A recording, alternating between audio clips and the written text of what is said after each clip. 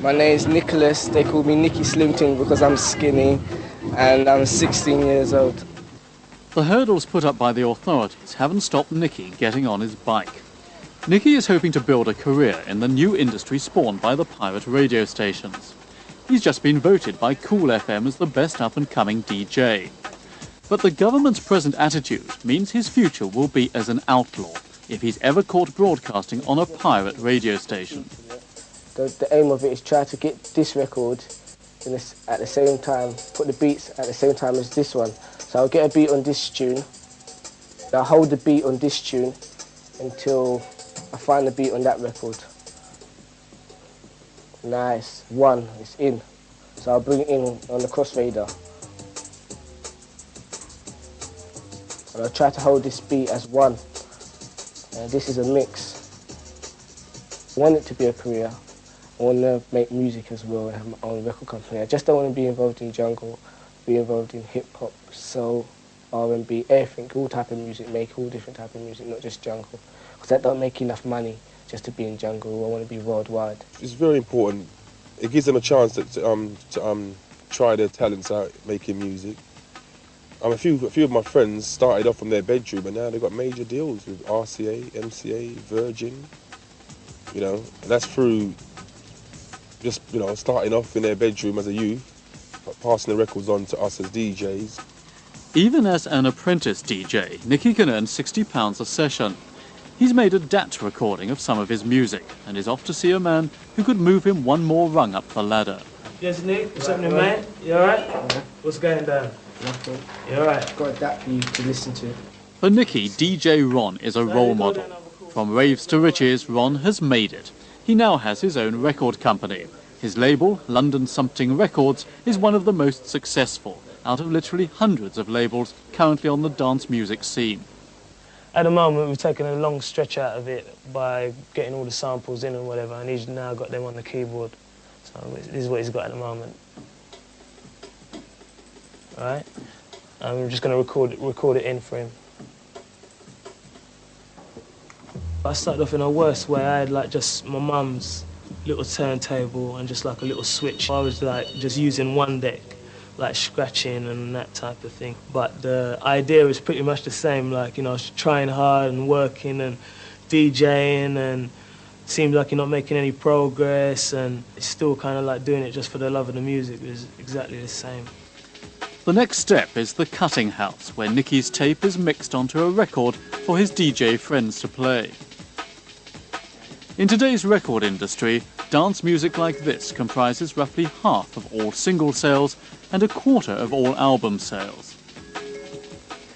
If Nicky's music catches on, he'll end up selling his records alongside the 60 other dance music discs released every week in a local record shop. In this case, back in the beating heart of Hackney. This shop specialises in jungle music, but jungle is only one of 55 separate categories in the dance music industry, from trip-hop to handbag house. But it can be a precarious life. The link between the pirate stations and the music business has come to the notice of the DTI. In addition to the pirates, they're now targeting any record shop thought to be involved with them, like this one in Tottenham. Middle of 1994, I was sitting in the shop. Two gentlemen came into the shop, looked a bit suspicious. They were wearing suits, didn't look like they were collectors at all or DJs. Introduced themselves as DTI officers and mentioned to me that they had heard the name of the shop mentioned on a pirate radio station, and do I have any connections with that station. A few weeks after that, I received another visit from the same two DTI officers, accompanied by a uniformed police officer, who then told me that what I had been doing was still advertising. Now they put the word in, advertising, with a pirate radio station, because my name had been mentioned again on the station as a ticket outlet for a fundraising dance. Robert Douglas ended up in court on 5 separate counts. The 5 were eventually reduced to a single charge, of which after 6 days in court, he was acquitted.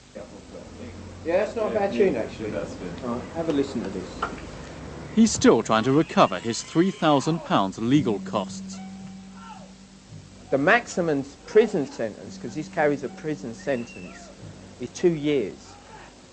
The maximum fine, I'm not too sure what, but I was told that in total I could have been out of pocket by between £6,000 and £10,000. What would that have meant for your business? I would have closed. But the DTI's hard line is at odds with that sometimes taken by the local police. While the DTI prosecute record shops, the police apparently recognise the pirate status in the community and even drop in for the occasional guest appearance. Good evening to you, sir. Welcome again. Yeah, it's good to see you again, Dan.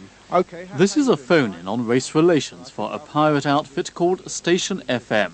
Answering the questions, an officer based in Stoke Newington. So what about you as a policeman now? Do you see that friction that they're talking about? There is friction between police and the community, depending on what type of person in the community we're dealing with. Some people out there have an awful lot of prejudice. The police's pragmatism underlines an uncomfortable truth for the authorities. Pirates like Dream FM have captured an audience and helped create an industry. The radio authority may in theory offer legality, but the pirates know the DTI is never far away.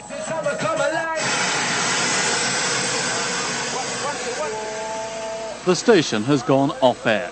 The suspicion is that the DTI have struck again. It's a 15-minute journey to the tower block transmitter to find out. It's been taken off quite a lot by the Department of Trade.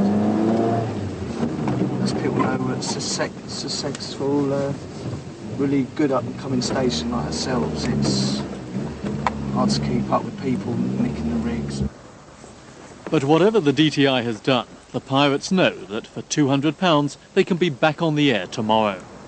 The dilemma for the government is that the harder they hit them, the more the pirates' buccaneering image will be enhanced. Where are they? Just gone out? Must have left about 3 or 4 minutes ago, I'd say. Try again tomorrow. What happened? Cut the D-lock. Use the angle grinder. What's the D-lock? What's the D-lock? What's that for? To lock the rig in place. So it keeps it intact, so people can't take it.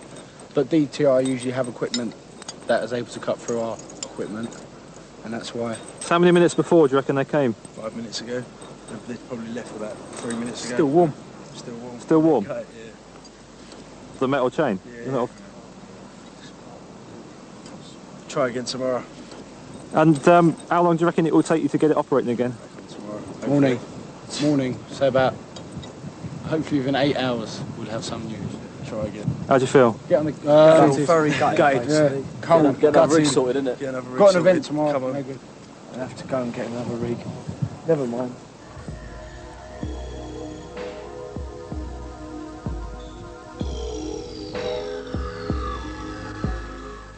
Next week on First Sight, 15 years after the Brixton riots, Tim Donovan reports on a change of tack in South London.